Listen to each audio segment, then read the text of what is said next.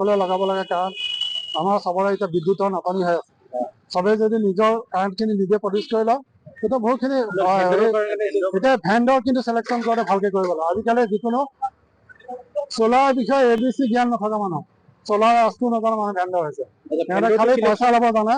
Vendor selection কৰোঁতে সাৱধান হ'ব লাগে, অফিচত ভালকৈ বুজিব লাগিব সেইটো জ্ঞান আছে নে নাই। মই এটা কথা সুধিব চ'লাৰৰ বিষয়ে মই এতিয়া 6 কিলোৱাট কিবা যদি মোৰ হয়, দুৰ্ঘটনা হয়, তেতিয়া মোৰ কি হ'ব?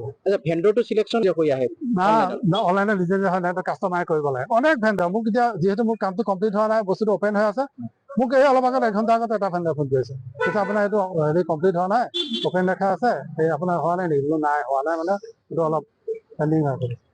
গতিকে এইটো কাষ্টমাৰ কনজিউমাৰে কৰিব লাগে। ভেণ্ডৰ সীমা সংখ্যা নাই। মোৰ লিষ্ট অফ ভেণ্ডৰ আপোনালোকে চালে গম পাব, PMC বহুত ভেণ্ডৰ আছে। কিন্তু আমি সেইকাৰণে ভেণ্ডৰ চিলেকশ্যন কৰোঁতে সদায় সাৱধান হ'ব লাগিব, যাতে বিজ্ঞ মানুহ জনা মানুহক ভেণ্ডৰ চিলেকশ্যন কৰিব লাগিব, যাতে তেনেকুৱা নকৰে।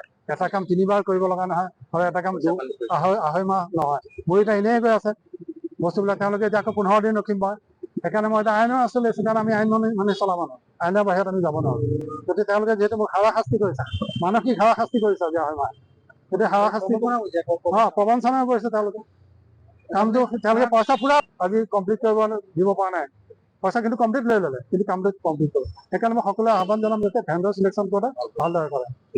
চিষ্টেমৰ ওপৰত মানে অতিষ্ঠ হৈ সিহঁতে হাৰাশাস্তি ৰক্ষা পাবলৈ মই এতিয়া আইনৰ কনজিউমাৰ কোৰ্টৰ আছে উপায় নাই। 6 কিলোৱাট হাতত 5 কিলোৱাট মেচিন লগাই থৈ আহিলোঁ। তেতিয়া মই বোলো কৈছে আমি এতিয়া মানুহ পঠাই আছোঁ বাৰু। তেতিয়া মই দিনটো বহি আছোঁ, আবেলি পৰত এজন আহিছে, নতুন মানুহ এজন পঠাইছে। বোলো কি হ'ল? কৈছে আপোনাৰ এইটো সলনি কৰিব পাৰে। মেচিনটো চালোঁ, আগতে মই ভাল বস্তু লুমিনাছ লগাইছিলোঁ, লুমিনাছ আমি চবেই জানো ভাল। এতিয়া সিহঁতে বেলেগ এটা কোম্পানী সৰু এটা লৈ আহিছে, গম পাইছোঁ নাম গুণ শুনা নাই। বোলো নহ'ব, সেইটো মোক লুমিনাছ লাগিব, লুমিনাছ তোমালোকে 6 কিলোৱাট লৈ আহা। তেতিয়া সিহঁতে ভেণ্ডৰটোলৈ ফোন মাৰিছে, ভেণ্ডৰটোৱে কিবা কৈছে, তাৰ নাম অভয় শৰ্মা। কৈছে আংকুল এইটো আপোনাৰ যিটো ভালেই, বোলো নহ'ব, তোমালোকে লুমিনাছ লৈ আহিছা, লুমিনাছ লৈ আনা 6 কিলোৱাট। তেতিয়াহ'লে আপুনি আৰু 15 দিন ৰখিব লাগিব। এতিয়া আপুনি কি ব্যৱস্থা লৈছে? 15 দিন ৰখিব লাগিব। মই তাৰমানে মোৰ জেনেৰেশ্যন হৈ থাকক, মই টকা সোপাও দিলোঁ, কত টকা মই ইনভেষ্টমেণ্ট কৰিলোঁ, এতিয়া মই জেনেৰেশ্যন হৈ থাকক, সিহঁতৰ মতে এতিয়া মই চলি থাকিম। 15 দিন মই আৰু বাকী মাৰি ৰখি থাকিম। এতিয়া মই সিহঁতৰ ব্যৱস্থা কনজিউমাৰ ফৰামত কনজিউমাৰ কোৰ্টত সিহঁতক দিছোঁ, সিহঁতৰ মত মই ইমান দিনৰ ধৈৰ্য ধৰিলোঁ। বোলো ঠিক আছে, চাইন এনাৰ্জি চিষ্টেম। ভেণ্ডৰটোৰ বিষয়ে কি ক'ব?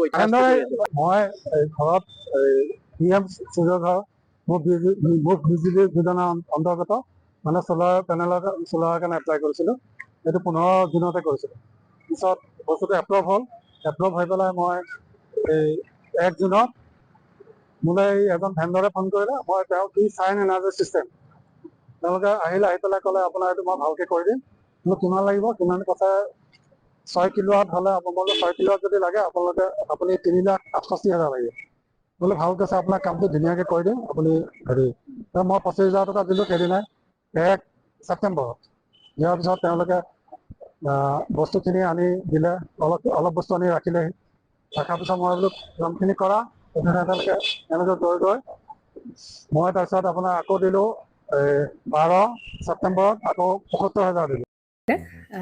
জুবিন গাৰ্গৰ গীতসমূহৰ ওপৰত আধাৰিত গানে কি আনে নামৰ এটা সুন্দৰ অনুষ্ঠান আপোনালোকৰ ওচৰলৈ আহি আছে অতি শীঘ্ৰে।